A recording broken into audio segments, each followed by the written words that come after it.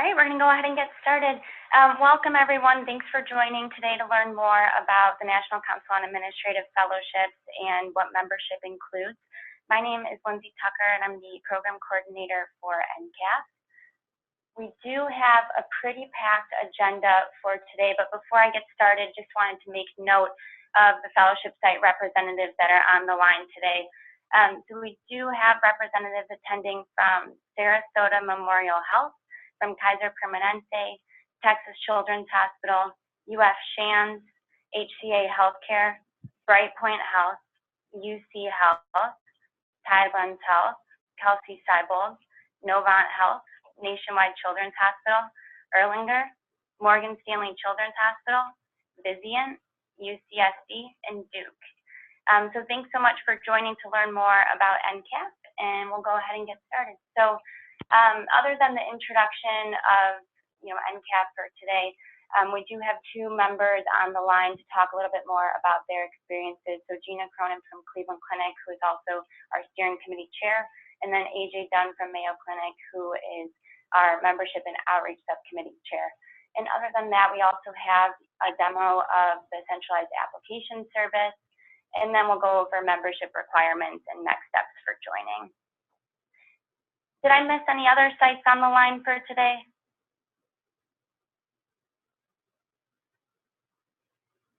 Okay. Well, thank you. So here's our team. We were hoping to have two NCHL board members join us. Tim or Peter, were you able to join? Yeah, Lindsay, this is Tim. So I'm the chair of the board. This is Tim Rice. I'm chair of the National Center for Healthcare Leadership Board, which is the parent organization that's the home of the National Center on Administrative Fellows. And I think Lindsay will cover more on that to follow. I just want to welcome you to this spring information session. We have, I think, a couple of us on here from the board. We're really excited about fellowship programs in general. I'm the former CEO of Cone Health in Greensboro, North Carolina. It's a 6-hospital system in the middle of the state.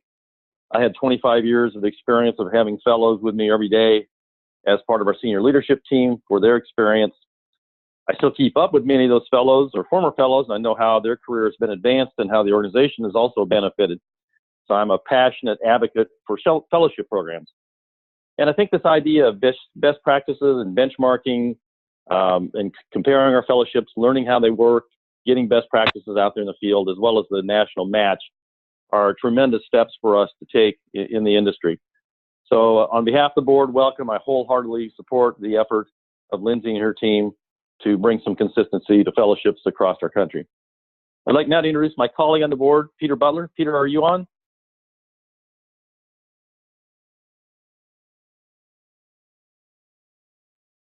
Peter? No, Peter. Yes, I'm here. Okay, yeah. You must have been muted. Go ahead, Peter. My turn? Yes. Okay, I just got on like 5 seconds ago, so good time. Welcome to I just said hi. Good job. So you want me to give my pitch, right? There you go, buddy. Yeah. So I'm passionate about NCAF for sure. I really have two hats. Unlike a lot of people, my sponsorship of fellows goes back 36 years to 1982 when I had my first fellows, and I think it was in about 1992 where I had a passion for trying to get these things coordinated, because suddenly people were started interviewing before Christmas, for God's sakes. And now it has moved up significantly from that. So I've had a long desire to as somebody who has had fellows, to create a national approach to this, and along comes NCAF as part of that possibility. The other hat I wear is as a chairman of a department that houses a master's program in healthcare administration at Rush. So I've had this teacher practitioner hat on for a long time. So I've watched over the last 15 years in particular, our students get overwhelmed in the fall of their second year, when they not only have to sort through the fellowships that are available, they have had to apply to them separately with different applications, with multiple recommendations from faculty and otherwise. and then be subjected to a schedule for interviews that was both conflicting at times and overwhelming. So from both the student's perspective as well as the faculty that writes recommendations, boy, it is a simpler world when you can have a common application, an electronic system to sort through this, and a defined period of time under which you're going to have to consider or be considered for fellows. So those two things coming together, we've seen NCAF over the last several years really blossom, and we're right on the cusp of it even being greater.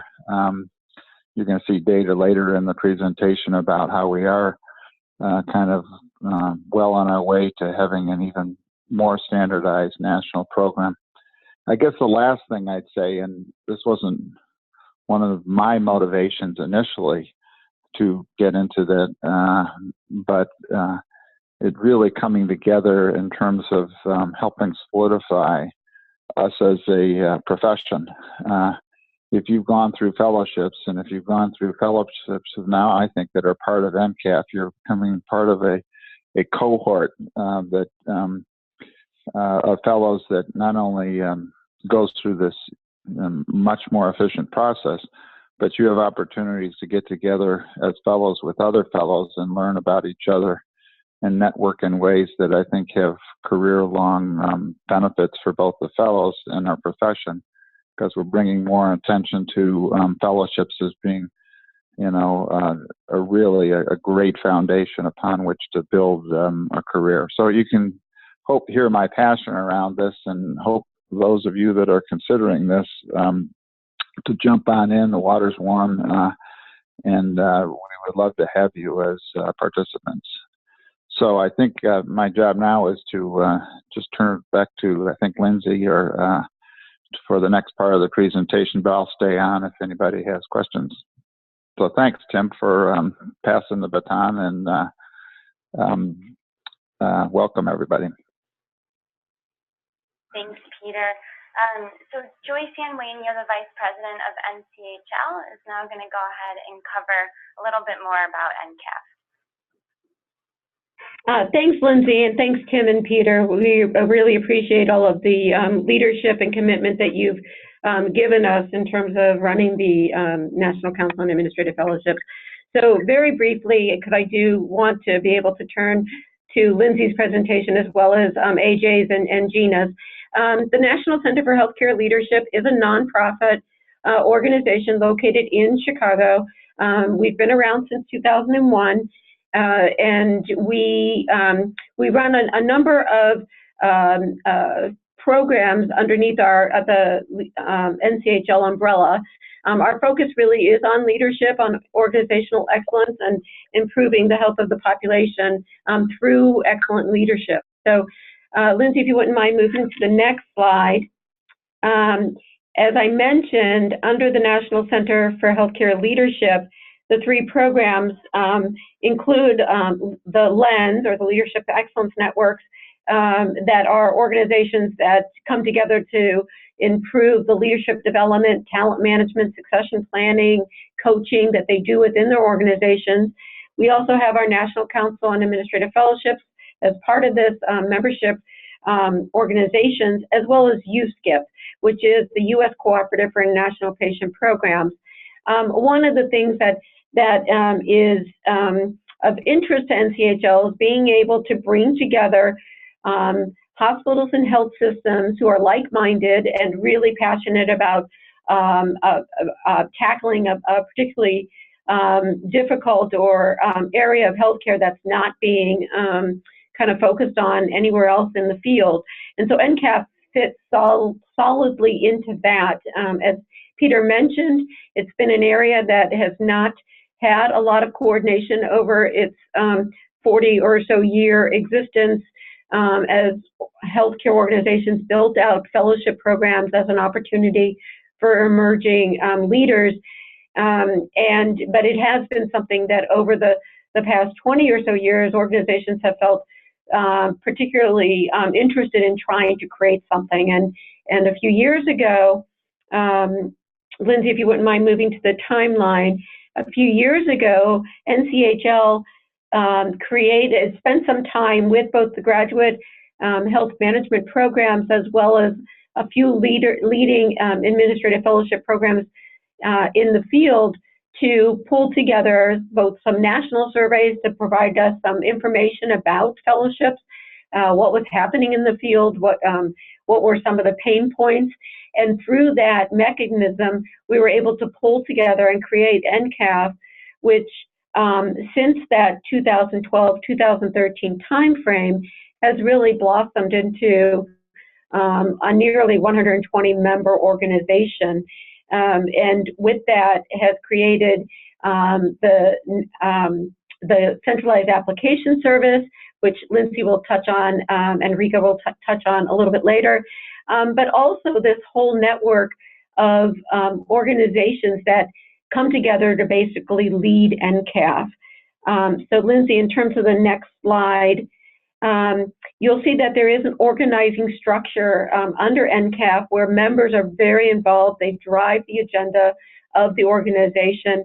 There's a steering committee that Gina Cronin from Cleveland Clinic leads, as well as 4 other subcommittees. The most recent one that's been created is this Fellows Education Subcommittee that actually includes fellows from across the membership, led by a fellow, to look at what are the things that we can be doing for fellows as they progress through their 1 or 2 year fellowship. We also have a membership and outreach committee, which AJ Dunn from Mayo Clinic is chairing and is also on the call today. And then 2 other subcommittees, one on benchmarking and metrics, which we will be able to show you some data from that, as well as one on special projects. And one of the ones on special projects really looks at what are some of those other things in future years that would be of great interest to NCAF and NCAF members, things like career trajectory, matching program, other things that members have an opportunity to weigh in on, decide what's the priority. So you'll see that last year we continued to grow. Last year we had 23, this would be last year and the beginning of this year, we've had 23 new members join, including the graduate programs that are listed here.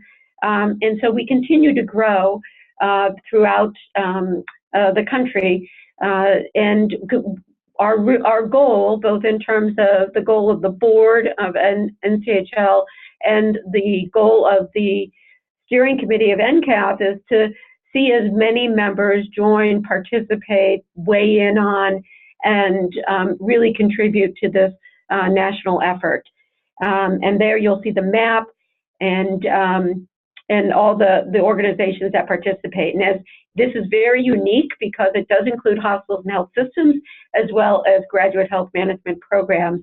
And I think one of the greatest advantages of that is the relationships that have been built both across the fellowship programs as well as with the graduate health management programs, something that is more done on a one-on-one basis now. If you're not part of NCAF, but as part of NCAF provides the opportunity to really see what the collaboration has to offer.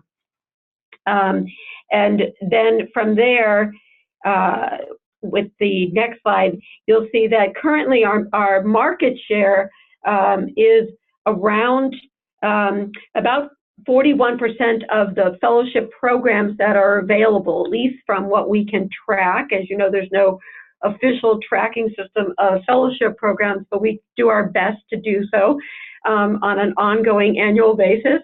And so you'll see there's about 41% that are part of NCAF. However, the number of fellowship positions that are actually under the NCAF umbrella is approximately 55%. We do have some of the larger fellowship programs that have been established over the years. So our goal is to really keep moving that agenda and moving the growth of the program. And so we're interested in hearing both back from you as non-members and with questions and any things that are kind of how could we benefit you? What kind of information might be valuable to you to make this decision about joining NCAF in the future. Lindsay, I'm going to turn it over to you to talk through then the member benefits and the rest of the slides. Great, thanks so much, Tracy. So as we've all been saying so far, NCAF really is about the collaboration piece. It was all created for the students, so it's obvious that supporting the students in their fellowship applications is also of high emphasis. So starting 2016, we also created the Centralized Application service, so you have access to use that. Not all members do use it, but it's something that you can choose to use. We also have lots of benchmarking. We're getting even better with that with the help of our benchmarking subcommittee, and then a sharing of best practices. So here's more member benefits. You'll see that we do have a fellowship directory on the left there. And then we also have annual member meetings and then newsletters that go out for any updates or, fellowship events going on throughout the country. So we're very excited about our first National Fellowship Fair and Reception that happened in March. So we had representatives from over 25 sites set up tables around a room for over 100 students to, ask them any questions that they might have or concerns about applying or interviews and everything like that. So we also did a presentation for the students on how to apply using the Centralized Application service, which they said they found extremely helpful. So here's the fellowship sites that were represented, as well as the students, the graduate programs that they attend.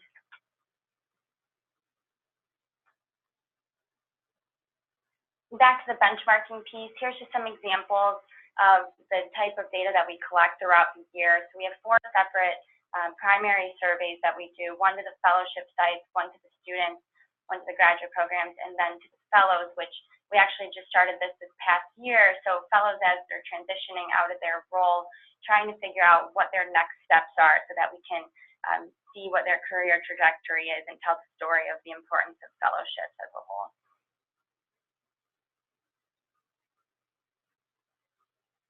We also do quarterly leadership webinars for fellows. So this is now under the umbrella of the Fellows Education Subcommittee. So they come to us with ideas that they have and pieces that they want to hear more about. And actually this month we have one coming up about generational differences. So that's the types of topics that we do. We also have had building a strong professional network, lessons learned from previous fellows. We also did a piece on the U.S. election and the impact on healthcare that AHA did for us. And then here's just a congratulations to the new cohort of fellows. This is just some of the fellows that applied using the Centralized Application service, or applicants that applied and are now going to be starting their fellowship in the summer. So we're really excited to start working with them. All right, and with that, I'm going to turn things over to Gina Cronin, our steering committee chair. Thank you very much, Lindsay. I have the great pleasure of serving as steering committee chair this year, and really was at the very beginning of NCAF, which has been an enormous success and such a pleasure to be a part of. So I was asked as part of this presentation to share a few things, and you can see our steering committee members. So we have lots of great folks around the country at various medical centers, as well as we have academic members as well. So they're a terrific committee doing this work. And Lindsay, I am trying to get the controls to move the screen, and I cannot. So if you could be so kind as to advance it. First. Thank you. We're asked to share a few things as part of this presentation, and directly after me will be AJ Dunn, who has done a tremendous job around the membership committee and can give you a deep dive as well into experience with NCAF. A little bit about our fellowship structure, and as you all know who are fellowship directors, there's basically 2 types of models. At Cleveland Clinic, we're a 1-year fellowship, so we really pack it in. Start out with a very extensive onboarding process, we're about a $12 billion organization, so very large. So it's really important for our fellows to get a very strong start in understanding the fabric of who we are, meeting lots of executive leaders. And the first few weeks, they do make those connections, both as a network and really figuring out how the organization runs.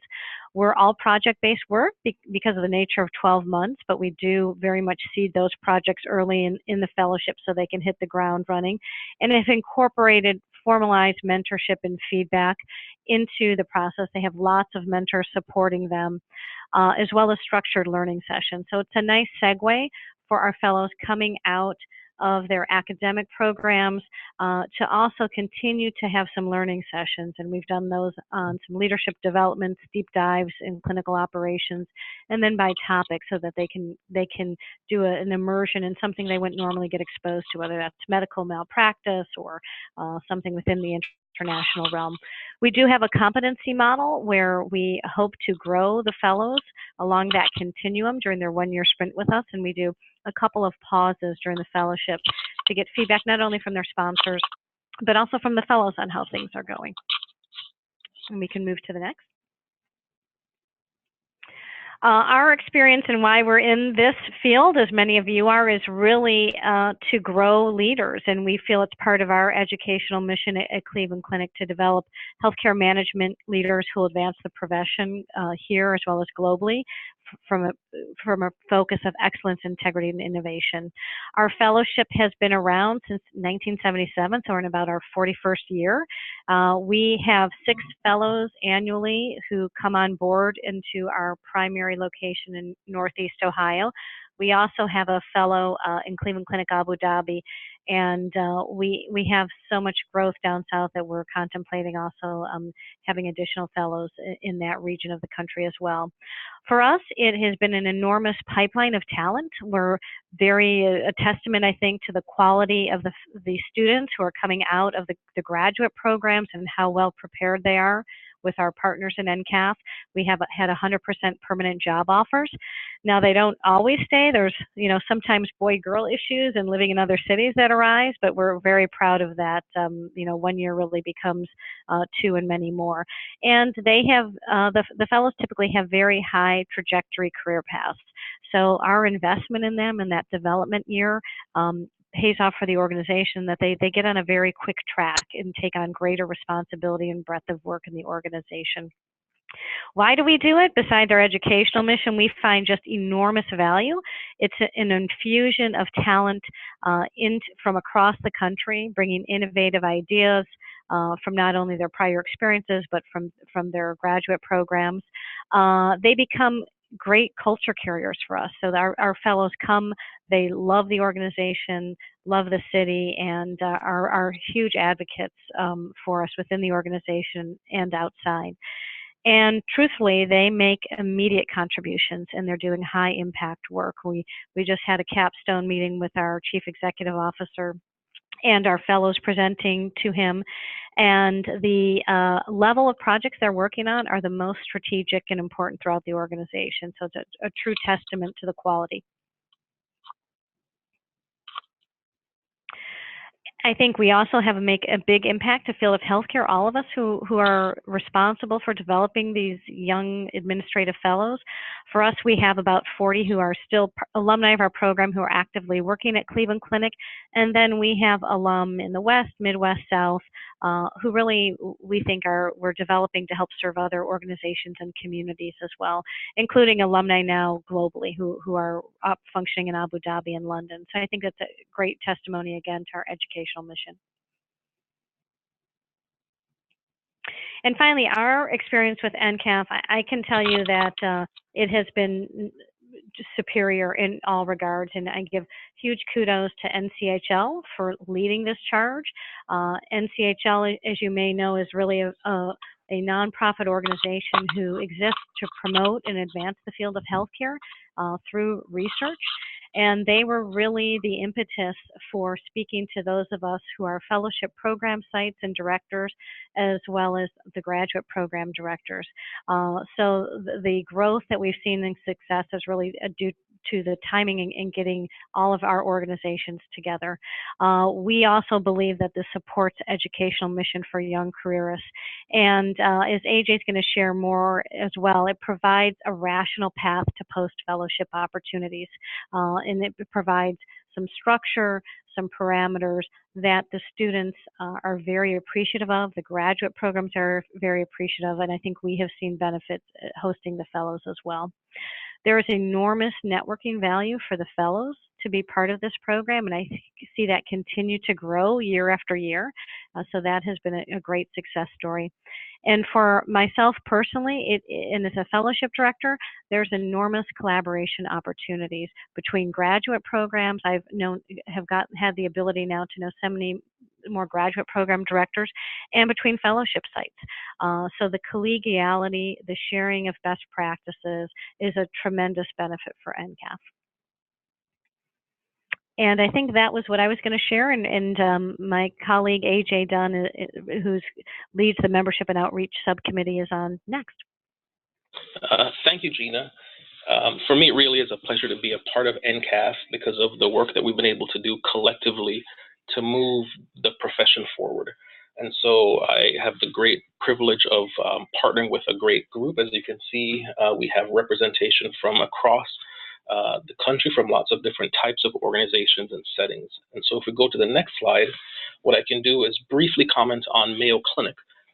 We are a 2-year administrative fellowship program, and we really strive to be a fast track that transitions the top tier of graduate talent and moves them from the classroom setting to equip them to be really effective as not only servant leaders, but change agents in our organization, which functions a little differently.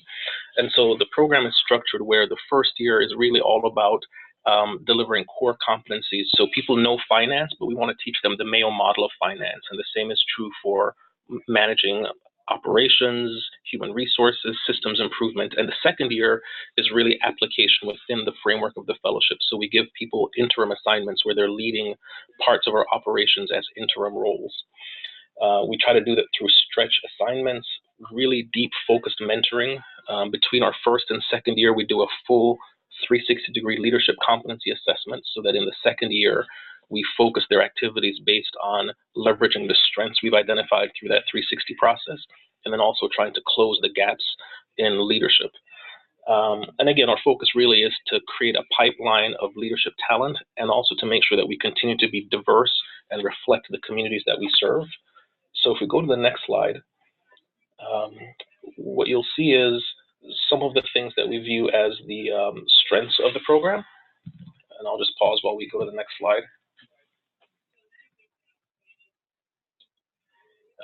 So we've been around for 35 years. We typically see somewhere between 250 to 300 applications per year, and we hire between 5 to 7 fellows across the country.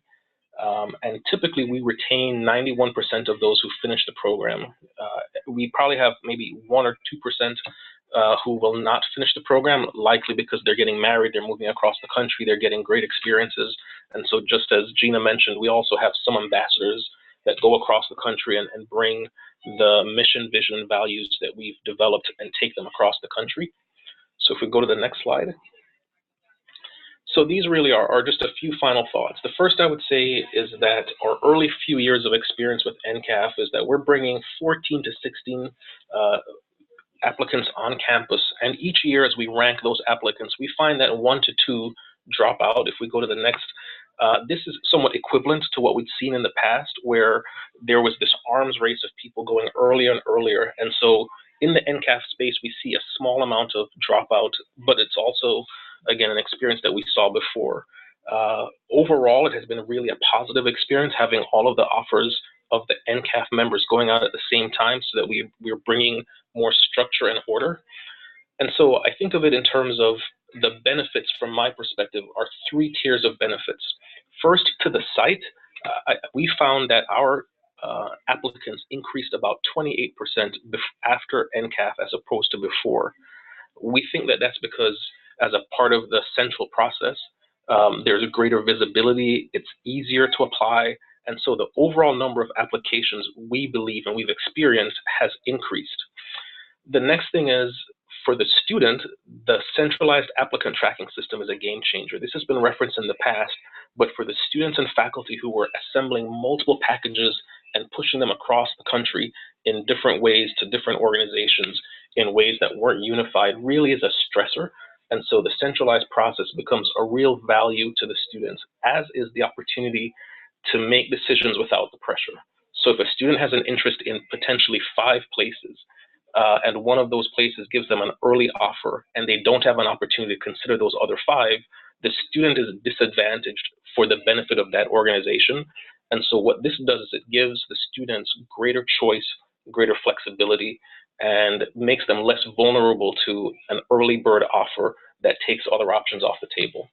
And the last thing, if we go back to that last slide, the last thing I'd say is for the profession, it does remove some of that arms race of places going earlier and earlier and earlier. So from my perspective, if I think about this at a high level, we essentially have started to segregate the community of organizations that host fellowships into what I would view as 3 different buckets. The first bucket would be those who are paid full members of NCAF who have said, we're going to pursue what is good for the organization, what is really good for the fellows, and we're also going to do something that serves the profession. I think there's a second tier of maybe local fellowship programs who say, we just take students from one graduate program and we just have a local relationship with a local school, but we're going to align our selection and offer and hire dates with the NCAF guidelines so that at least the students who are in our pool have the benefit of also a similar program. And the third tier, I would say, is the tier that has decided we're going to opt out because we see value in going it on our own. We can poach a few students by going a little bit earlier, and there's true benefit to us by being able to go earlier and not with the rest of the group. And so ultimately, I think because we're in an industry that serves others, I think there truly is value for us locking arms and either saying we will be paid members, and if we're not paid members and full members, at minimum aligning our cycles so that we're doing something that is serving the students and serving the profession beyond just serving our own institutional needs. And so with that, I'll turn it over to the next speaker and skip the next slide, which was a duplicate. So we can just push through this one.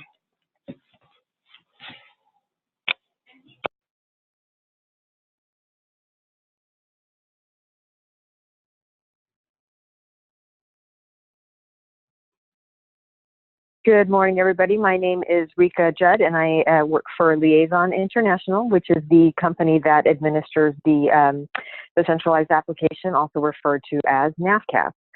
So just wanted to go over a few different items today just to show you what the application will look like, and just some few facts ahead of time.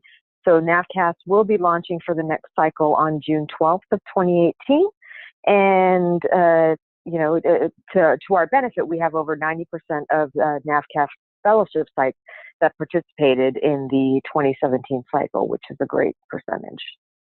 Go ahead and go to the next slide.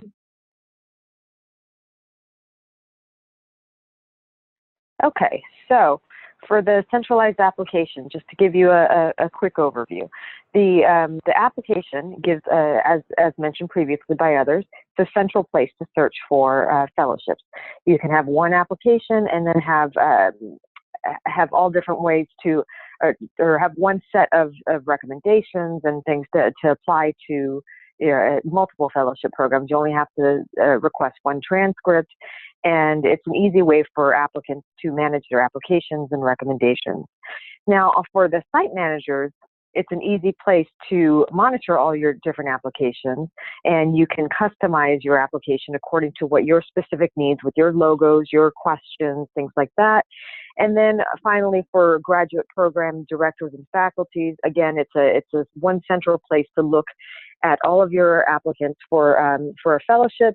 You can also write one recommendation letter, and it really is an easy and an efficient way to monitor the entire applicant pool. So with that, I'm going to move over. Oh, there it is, the application.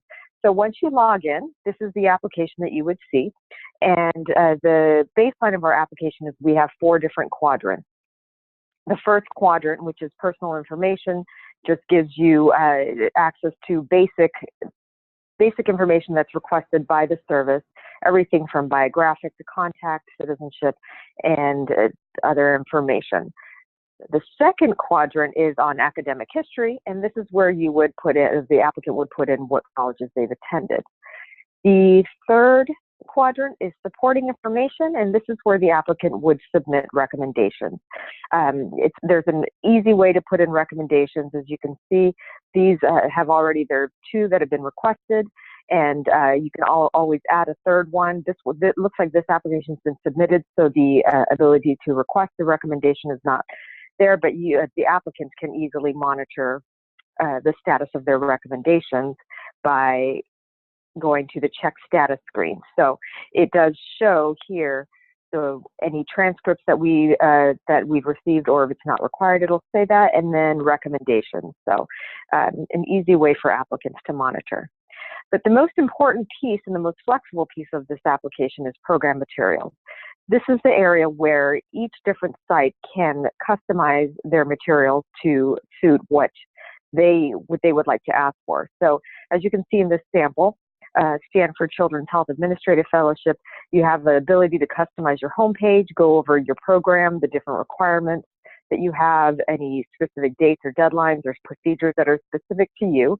You also have the ability to request documents. So the applicants can upload a CV, resume, cover letter, personal statement, and you can choose. There's a variety of different types of documents that you can request, and then there's also usually an option for any sort of other miscellaneous that might be specific to your institution or site. And lastly, you have questions, and this is where you can customize your questions. You can make them required, you can make them optional, you can do essays, whatever it is that you would like to ask for from the applicant. This is where you would be able to customize it. So that is primarily the application. So next we're going to go into the back end. So once an applicant applies, what would you be able to see, and how would you be monitoring the application? So I am going to go and mimic a user, and so that you can see what the system looks like on the back end for monitoring applicants. All right, so I am going to impersonate a site, Mass General Hospital. Now all of this identifying information has been stripped, so don't worry, I'm not showing you any confidential applicant information. So first of all, I want to cover the dashboard. The applicant dashboard is a very useful tool. You can separate out your applications by using things such as local statuses, which is something that you can set up to move your applicants through the process. Now you can see in this instance, they have 5 different statuses, and where they monitor their application, you can see which applicants are in which bucket at that time. If you click on it, it brings you right over to the applicant in question. You can see that there they are right there. I'm going to go back to the dashboard, and then you can log into their application and see exactly the pieces that they have submitted. Another way of monitoring applications is through decisions. These are standardized decisions that are created and monitored by NCAF, and these are the final decisions, so that there's a way to tell the association exactly how many you've admitted, declined, so on and so forth, for reporting and data purposes. And then lastly, you can see the application status that applicants are in. Basically, these are all standardized statuses. In progress is basically applicants that haven't submitted yet, received, they have submitted, complete, all materials are in, and verified, meaning that they are, that's their terminal status, and all of their information is available and they've been released to the school. So there's a lot of flexibility here and a lot of different ways of gathering information with the dashboard. Secondly, you can also use a list manager. This is basically your filtering mechanism. So what you would do here is you would filter your applicants. So I made up a test list and basically called it your local status equals to, I'm not really sure what TBNT means, but that's what you could sort it by, and you can see the different statuses that you can pull from. And then if we click submit, it'll bring up a whole list of applicants. And you can see all of their names and information. You can do things such as emailing them. You can export them. You can change their statuses. And I want to show you the ability to email. So I'm going to click on email here. So you can see here, it brings you to an email template. I also created a test email template just to be able to show you all what it looks like.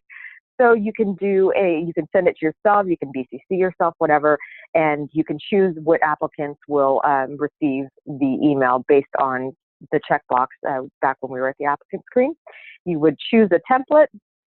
I'm going to choose the test template, and all that information pre-populates. You can also put in things like the applicant's name, so that you can address them appropriately, and then some other identifying information.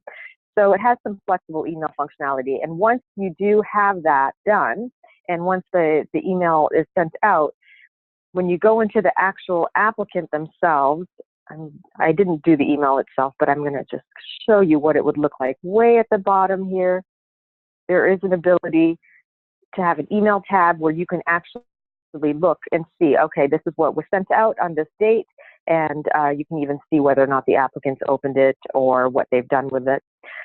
Other ways to monitor the application, working from the bottom up. Local status changes, so anytime that you all have changed the statuses, then you'll be able to see it and when they were changed, so you can easily monitor what has happened with this applicant. All the different tabs are here where you can look easily at where they did their education. Basic GPA information by transcript is shown there. You can look at all of their evaluations. The full application, these are all PDFs that can be downloaded so that you can view them. Changing out local statuses so that you can monitor your application process would be here. So all of the application is readily available right at your fingertips here.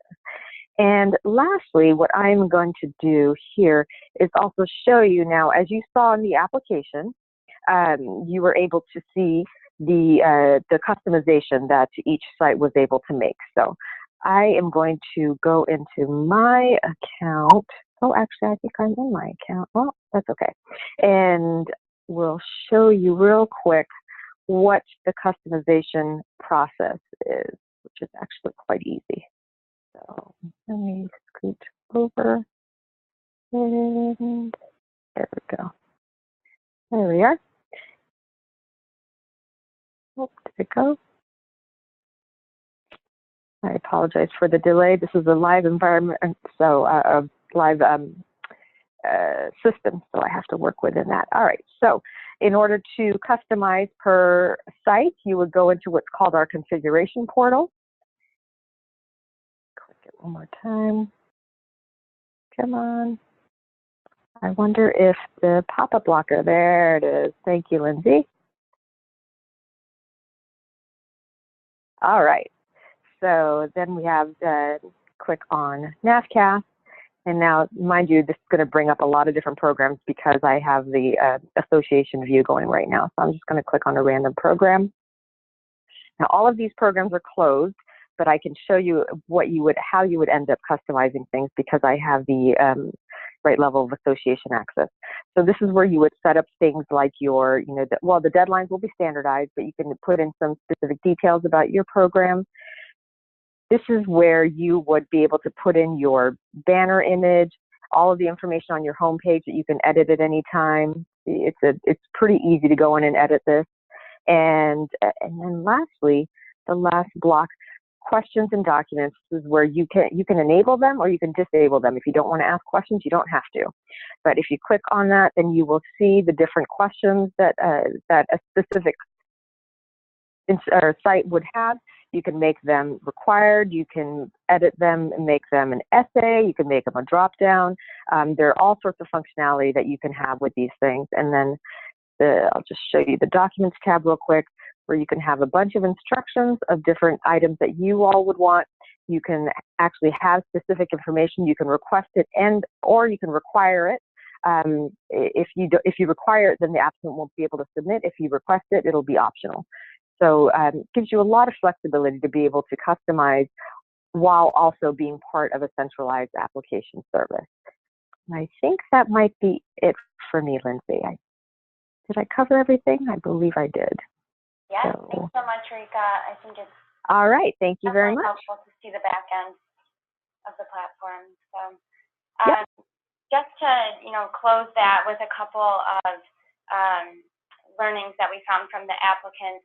So this past year, these are the satisfaction scores from over 400 students that applied using the service. So these are super high. We're really excited about them, especially when you look at the overall experience. It's the third down.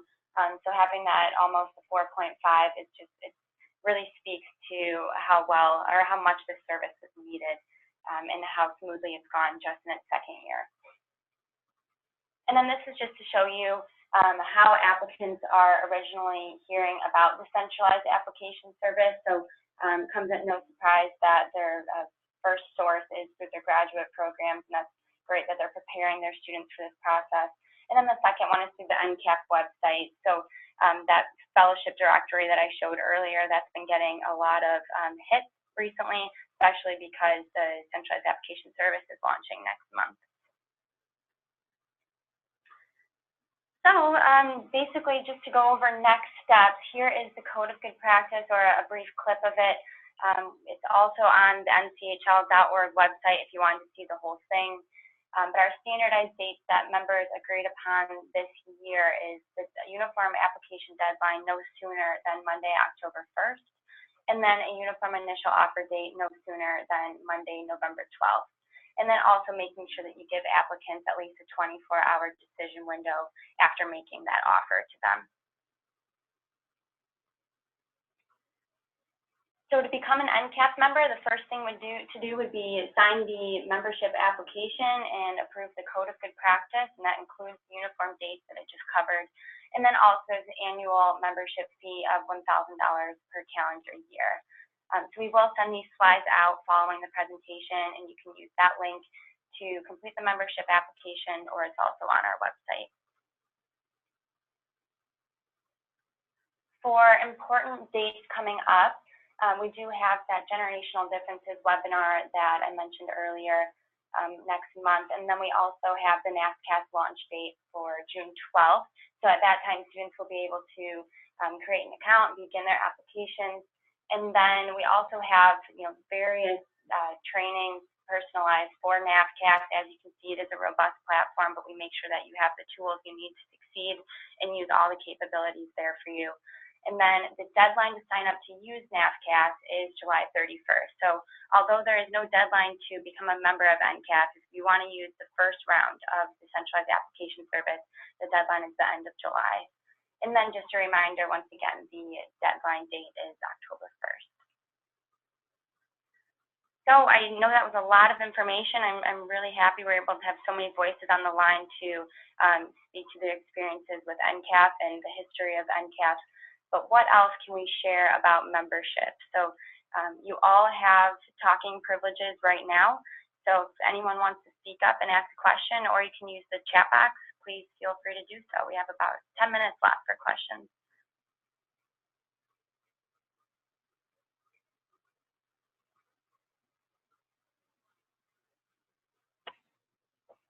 Hi, this is Michelle from US Health. I had two questions for you guys. One is, do you feel that, I know you've increased the number of applicants that you get, but do you feel that you're getting applicants that are really interested in the program, or that they're just kind of applying since it's central, they can easily just kind of click and, apply to multiple?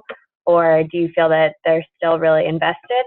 And then my other question is, what are you guys kind of doing to prevent programs from offering early, since I know some of them are Navcast members who make the soft offers, and we try to follow your dates. So I was just kind of wondering about those two things. This is Gina, and I'm sure AJ could comment as well.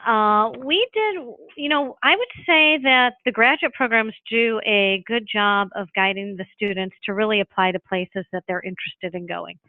So I have found very little candidates who I thought were just, spreading all over and were really not interested in Cleveland Clinic. So I think the ease of the process, but I think they're interested students who are applying. And AJ, would you care to add to that? I would agree. I think it allows us to cast a wider net, and then the process of intaking applicants is slightly easier.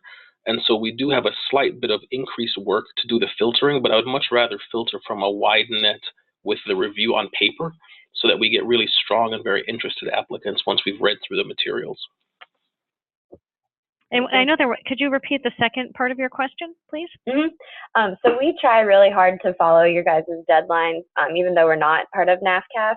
And I know that there's some programs that do soft offers before the deadline. So just kind of wondering how that was this year, if you saw that it kind of decreased, or if there's anything that's taking place to kind of help prevent that in the future. I would think the NCAF folks might be in the best position because they have a pretty robust survey process. I don't know, Lindsay or Joyce Ann, if you would care to tackle that one. Yeah, I'll take this over. Thanks, Gina. So really great question, Michelle. So the standardized dates are really in place to help the students, and as a current fellow yourself, you probably appreciated this last year when you were going through the process. And so although we do not condone soft offers at all, and when you're signing off on the code of good practice, the biggest parts are the application dates, among the other standard expectations in place for the fellowship sites to really have a professional demeanor throughout the application process. Anytime that we've heard from from members that another member is extending an offer early, we always follow up and try to figure out who that exact site is, and typically it ends up being someone that is not an NCAF member. So it's really awareness to make sure that our members know who their fellow members are and who they can be expected in their region specifically to abide by those dates. Thank you. That helps answer your question. Yeah, that does. Thank you.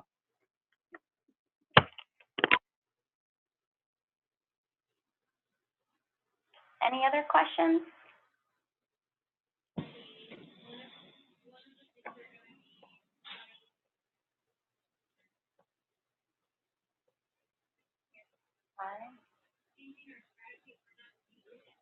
AJ or Gina, any final comments? I would certainly encourage all of you who are considering joining NCAF to please do so. I think that there are two really important reasons that would support your organizations. The first is that you will truly be leveraging networking for yourself and from best practices from graduate programs and your peers running other programs.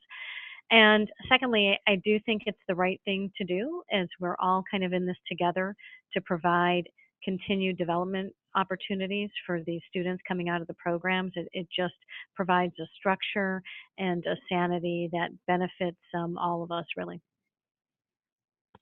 The thing I would add is, there's the concept that the value of a network increases with the greater number of people that are part of it. And so I think as each year we see us moving to and beyond that tipping point where there are greater and greater number of fellowship sites within the NCAF system, or simply aligning their selection sites, it allows us to do a broader array of programs and services that increases the value.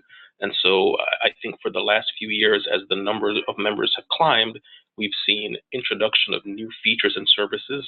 And I think that that can only continue to help not only our sites, the students, but again, the overall profession as we collectively link arms to say, what can we do that will benefit all participants in this process?